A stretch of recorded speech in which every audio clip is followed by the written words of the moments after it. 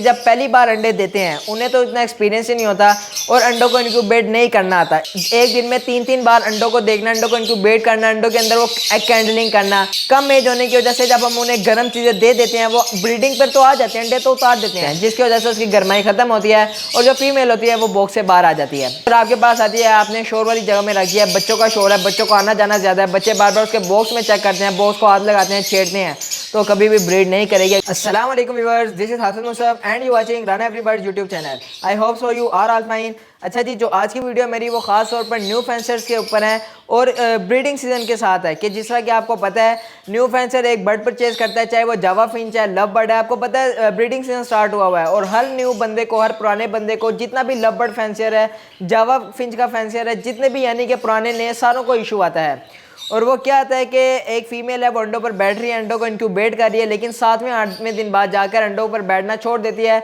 Box से बाहर आ जाती है और दोबारा अंडों पर नहीं बैठती। इसकी क्या वजह हो सकती है, इसकी रीज़न क्या हो सकती है और हम इसे दोबारा अंडों पर कैसे ला सकते हैं, आज की इन्फॉर्मेटिव वीडियो ये इसी के ऊपर ही होगी। अच्छा जी फ्रेंड, इसमें सबसे पहली बात तो ये है कि आप जो बर्ड परचेज करते हैं किसी से भी, ready to breed, Java finch है, चाहे लव बर्ड है, अक्सर होता क्या है कि एक जगह से दूसरी जगह वो सफ़र करते हैं या फिर किसी भी ब्रीडर से आप लेते हैं, उधर का माहौल डिफरेंट होता है। और जब वो आपके घर आते हैं, जो न्यू फेंसियर भाई हैं उनके घर तो बर्ड ही नहीं होते, वो पहले दूसरे या पहले 2-3 जोड़े होते हैं, इससे ज़्यादा नहीं होते। लेकिन आप जिस फेंसियर से खरीदते हैं, लव बर्ड ब्रीडर से, जावा फिंच के फेंसियर से, तो उनके पास तो ढेरों का सेटअप होता है, हज़ारों की तादाद में केज लगे होते हैं और कॉलोनियाँ भी बहुत बड़ी बड़ी होती है। तो अक्सर बर्ड उससे निकल कर अपने आप को यानी कि डिपेंड नहीं हो सकता अपने ऊपर। तो जब भी किसी और के घर में जाता है तो पहली बार ब्रीड करने जब काबिल होता है, उसकी एज पूरी हो जाती है, नेस्टिंग कंप्लीट कर देता है, तो अंडों पर बैठना छोड़ देता है 6 से 7 दिन बाद। इसकी सबसे पहली मेन रीज़न ये है कि जब पहली बार अंडे देते हैं उन्हें तो इतना एक्सपीरियंस ही नहीं होता और अंडों को इंक्यूबेट नहीं करना आता। इस वजह से देखें, आप भी अगर किसी भी चीज़ में न्यू है, अगर आप लव के ओबी में हैं, जावा फिंच के ओबी में, ये मैं आपको एक मिसाल देने वाला हूँ। आपको किसी चीज़ का पता होगा कि भाई इसे ये डिजीज़ आएगी, मैंने इसे दवाई देनी है, नहीं पता होगा।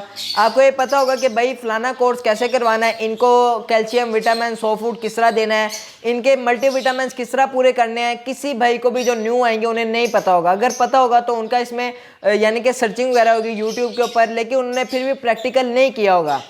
तो इस तरह ही जावा या जो से भी लव बर्ड है, जो सा बर्ड है, उसे नेचर में होता है कि भाई हमने ब्रीड करनी है, नेस्टिंग करनी है। जब उसकी एज पूरी हो जाती है तो ब्रीड कर देता है, लेकिन पहले एक्सपीरियंस में आपको बताऊँ मार खा देता है, उसे पता नहीं लगता कि मैं क्या करूँ क्या ना करूँ। इसके बाद और भी रीज़न हो सकते हैं, मैं आपको आगे जाके बताऊँगा।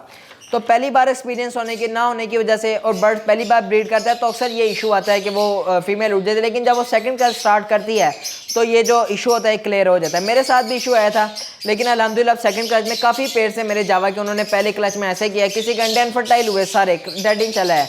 लेकिन अल्हम्दुलिल्लाह अब जो बाकी हैं, जो दूसरा क्लच स्टार्ट हुआ, अल्हम्दुलिल्लाह सारों को सारों ने अंडे दिए हैं और माशाल्लाह फर्टाइल अंडे हैं।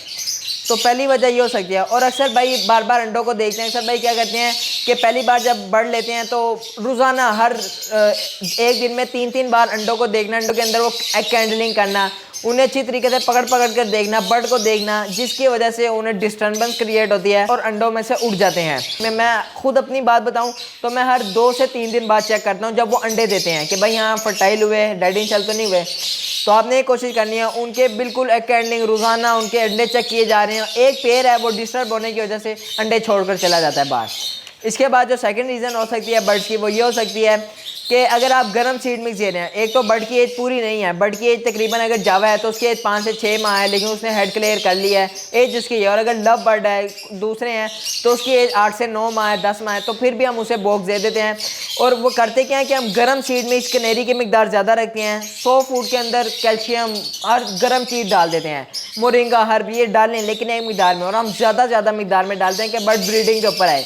और इसके साथ साथ हैवी मल्टीविटामिन्स का इस्तेमाल करते हैं और इसके साथ साथ हम उन्हें ऐसे फार्मूलाज देते हैं जिस तरह जिसके लिए वो ब्रीडिंग पर आएँ और वो जल्दी आएँ।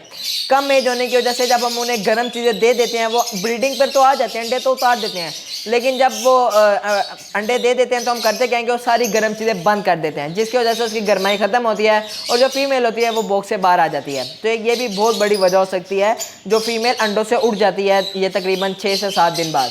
तो भाई इसका लाजमी ख्याल रखें। और इसके बाद दूसरी जगह कि अगर आपका एक केज पड़ा हुआ है एक जगह पर और आप उसे रोज़ाना उठाकर, अक्सर भाइयों को मैंने देखा है, ये मैं काफ़ी की नहीं बहुत ज़्यादा भाइयों की बात कर रहा हूँ कि वो एक जगह से उठाकर केज को सुबह के टाइम किसी और जगह रखते हैं, दोपहर के टाइम किसी और जगह, रात के टाइम किसी और जगह, और बार बार उन्हें चेक करना, उनके केजों को यहाँ उठा के रखना, जिसकी वजह से उन्हें डिस्टर्बेंस क्रिएट होती है। ये भी एक बहुत बड़ी वजह हो सकती है बर्ड्स का अंडों से उठना, फीमेल का अंडे से उठना।